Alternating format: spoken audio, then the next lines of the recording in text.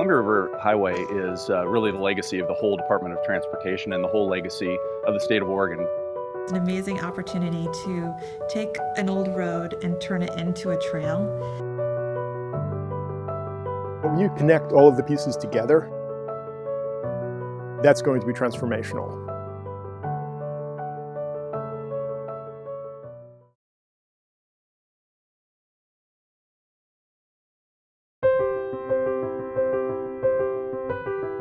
Historic Columbia River Highway is the first scenic highway in the United States.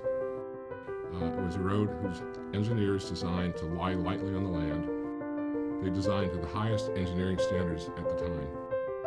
It became the model for a lot of other work that was done in the National Park Service and other roads that were developed with the idea of being scenic.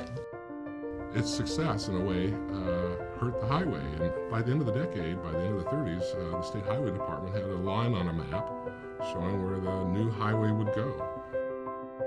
When they built I-84, a lot of the sections of the old highway were destroyed or abandoned completely and kind of left in the woods.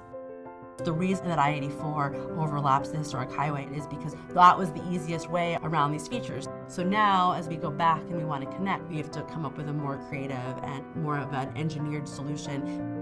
The Historic Columbia River State Trail is an amazing opportunity to take an old road and turn it into a trail. And here's an opportunity now to recreate that connection, trying to get back as close as we can to the first scenic highway in the United States. It's going to be this tremendous experience for hikers and walkers and people in wheelchairs and people on bicycles that it isn't quite yet. The Historic Columbia River Highway extends from Troutdale to the Dalles. That's 73 miles.